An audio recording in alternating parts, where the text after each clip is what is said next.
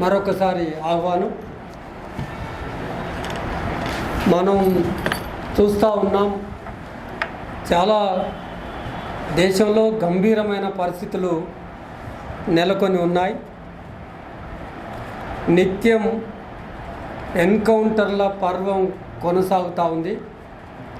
ఛత్తీస్గఢ్ రాష్ట్రంలో తుపాకుల మోతలు మోగిపోతున్నాయి. దండకారణ్యం దద్దరిల్లిపోతుంది.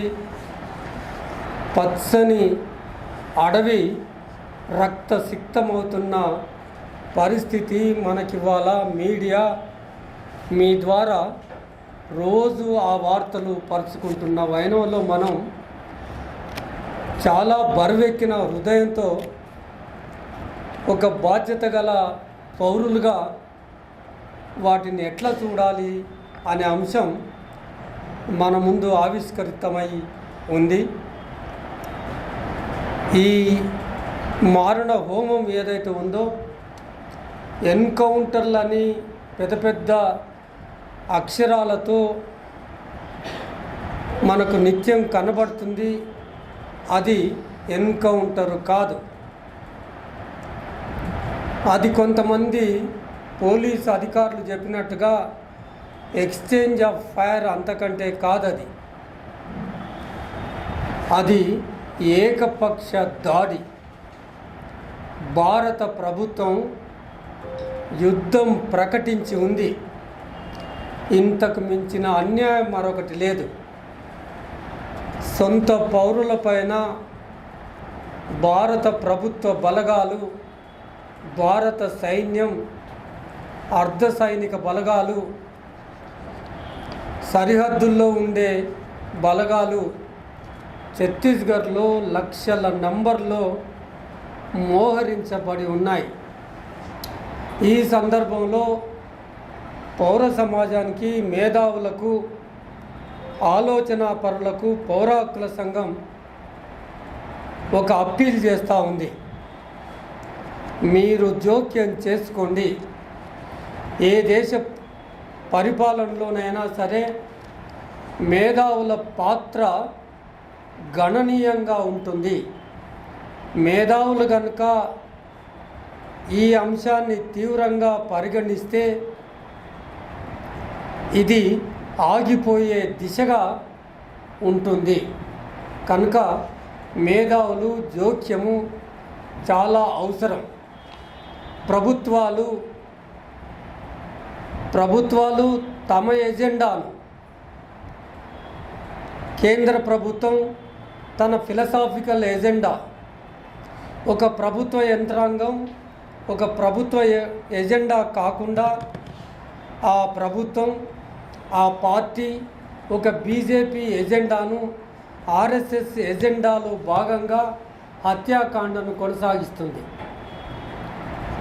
దాని అసలు సిసలైన ఎజెండా ఏంటి అంటే కమ్యూనిస్టులను తుదముట్టించాలి, ముస్లిమ్స్లను తుదముట్టించాలి, క్రిస్టియన్స్ను తుదముట్టించాలి. ఇది ఒక సైద్ధాంతికపరమైన ఒకే దేశం, ఒకే నాయకులు, ఒకే రాజ్యం, ఒకే పార్టీ, ఒకే మతం, ఒకే సిద్ధాంతం ఉండాలనే దాంట్లో భాగంగా ఇవాళ ఈ మారణ హోమానికి తెరదీశారు.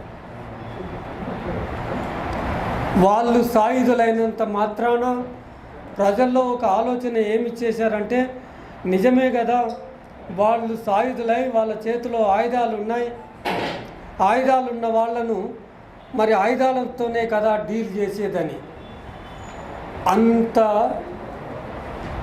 మనం కూడా అటు దిశగా ఆలోచించకుండా శాస్త్రీయంగా ఒక ఆయుధుడైన, సాయుధుడైన ఒక మీ దృష్టిలో దోషులు వాళ్ళను ఎట్లా నిరాయుధులను చేసి పట్టుకొచ్చి న్యాయస్థానం ముందు నిలబెట్టాలనే అంశాన్ని ఆలోచించండి.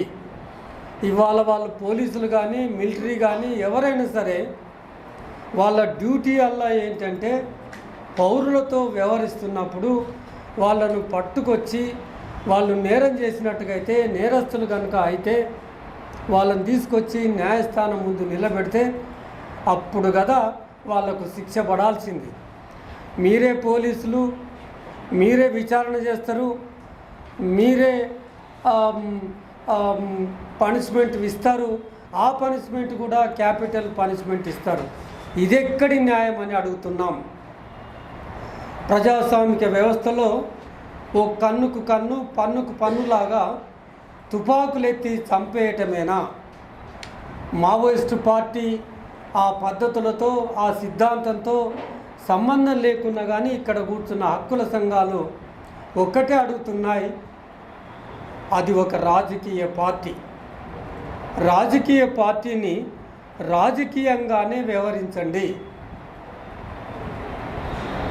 అంతేగాని వాళ్ళను చివరి నక్సలైట్ని కూడా పట్టుకొని అడవిలో దాగిన బయటికి గుంజి ఏం చేయాలి?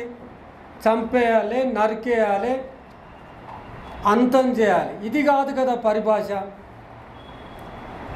వాళ్ళను చివరి నక్సలైట్ను నువ్వు పట్టుకొచ్చి న్యాయస్థానం ముందు నిలబెట్టాలి కదా. ఒక హోమ్ మినిస్టర్ పదవికి తగిన పరిభాష కాదది. ఎవరైనా చంపుతుంటే ఆగండి అనాలి. ఏ రకంగా చూసినా ప్రజా జీవితంతో ముడిపడి ఉన్న ఒక ప్రజాప్రతినిధి, ఏకంగా హోంశాఖ మంత్రివర్యులు ఆ భాష ఉపయోగించవచ్చా? ఆ భాష ఉపయోగిస్తే ఇది ప్రజాస్వామిక వ్యవస్థ అవుతుందా? మేము మొట్టమొదటి నుంచి చెప్తున్నాం, చట్టబద్ధ పాలనకు కట్టుబడి ఉండకపోతే అవి హింసాత్మకమవుతాయి. ఒకసారి హింస మొదలు పెడితే అది మరింత హింసకు ప్రతి హింసకు దారి తీస్తుంది అని చెప్తా ఉన్నాం.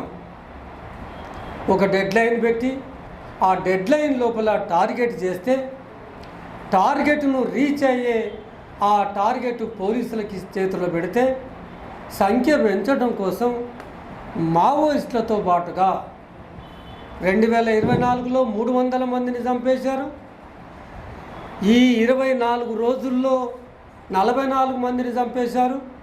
మొత్తం 344 మందిని చంపితే 344 మంది మావోయిస్టులు. కారు గుర్తుపెట్టుకోండి, 344 మందిలో 200 మంది ఖచ్చితంగా అమాయకపు ఉద్యమాలతో సంబంధం లేని ఆదివాసీలు ఉన్నారు. ఇవాళ కేంద్ర ప్రభుత్వం అమాయకపు ఆదివాసీలతో యుద్ధం చేస్తుంది.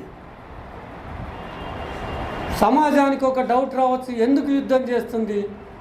ఆయుధాలు పట్టినందుకు మాత్రమే కాదు, గుర్తుపెట్టుకోండి. వాళ్ళు ఆయుధాలు పట్టుకొని 50 సంవత్సరాలు అవుతుంది. మరి ఇప్పుడే ఎందుకు యుద్ధం మొదలుపెట్టింది భారత ప్రభుత్వం? భారత ప్రభుత్వం దగ్గర 104 MOUలు ఒక్క ఛత్తీస్గఢ్ రాష్ట్రంలో సిద్ధంగా ఉన్నాయి. 104 మంది పెట్టుబడిదారులు. దశాబ్ద కాలమైంది మీరు అధికారంలోకి వచ్చి, ఇంకెప్పుడు అని ఒత్తిడి చేస్తున్నారు. ప్రభుత్వాలు పెట్టుబడిదారుల చేతిలోకి వెళ్ళిపోయినాయి. వాళ్ళ ఒత్తిడికి తల ఒగ్గి ఇవాళ వీళ్ళ మీద యుద్ధం ప్రకటించింది. ఆదివాసులను భయకంపితులు చేస్తే ఆ ప్రాంతం ఖాళీ అవుతుంది. ఆయుధాలు సపోర్ట్ చేస్తున్న మావోయిస్టులను మట్టు పెడితే ఆ ప్రాంతం ఖాళీ అవుతుంది. ఖాళీ అయిన ఆ ప్రాంతంలో ఉన్న ఖనిజ సంపదను దోచుకుపోయి అదంతా స్వదేశీ విదేశీ బహుళజాతి సంస్థల చేతిలో పెట్టడం అనే లక్ష్యాన్ని చేరుకోవటం కోసం భారత ప్రభుత్వం సైన్యాన్ని దించింది. దీన్ని మొత్తం పౌర సమాజం ఖండించాల్సిందిగా కోరుతా ఉన్నాం.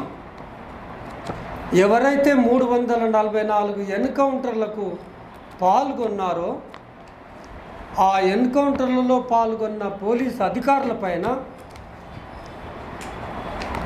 302 సెక్షన్ పెట్టి వాళ్ళను ప్రాసిక్యూట్ చేయాలి, హత్యా నేరం కింద ప్రాసిక్యూట్ చేయాలని చెప్పి డిమాండ్ చేస్తున్నాం. పోలీసుల కస్టడీలో చనిపోయిన ప్రతి మరణం మీద జ్యుడిషియల్ ఎంక్వైరీ వేయాలి. ఎన్కౌంటర్లో పాల్గొన్న అందరూ మీద మ్యాండేటరీ ఉంది. ఇప్పుడు ఇంతమంది చనిపోతే ఒక్క ఎన్కౌంటర్ మీద కూడా ఇప్పటి వరకు జ్యుడిషియల్ కస్టడీ, జ్యుడిషియల్ ఎంక్వైరీ వేయలేదు. మీరు చంపుకుంటూ పోవుడేనా? మనం చూస్తూ ఇంత సైలెంట్గా సమాజం ఇంత సైలెంట్గా ఎట్లా ఉండగలుగుతుంది? ఈ ఎన్కౌంటర్లకు బాధ్యులైన భారత ప్రభుత్వం, ఛత్తీస్గఢ్ ప్రభుత్వం బాధ్యత వహించాలి. డబుల్ ఇంజన్ సర్కార్ అక్కడ ఉన్నది. డబుల్ ఇంజన్ సర్కార్ అంటే ఎట్లా ఉంటుందో మన ముందు ఆవిష్కరించబడి ఉన్నది. ఈ ఎన్కౌంటర్ల పర్వాన్ని వెంబడే నిలిపివేయాలని, న్యాయ విచారణ జరిపించాలని, పోలీసు అధికారులను శిక్షించాలని, పౌర సమాజం జోక్యం చేసుకోవాలని, ఆదివాసులను రక్షించుకోవాలని, దేశ సహజ వనరులను, ప్రకృతిని, పర్యావరణాన్ని, చెట్లను, వాతావరణాన్ని రక్షించాల్సిన బాధ్యత ప్రభుత్వం పైన ఉంటుందని గుర్తించాలని, హస్దేవ్ అడవిని ఎవరికైతే అప్పచెప్పారో ఆ హస్దేవ్ అడవిని, ఆ కాంట్రాక్టును రద్దు చేయాలని, 104 MOUలను రద్దు చేయాలని పౌర హక్కుల సంఘం డిమాండ్ చేస్తూ ఉంది.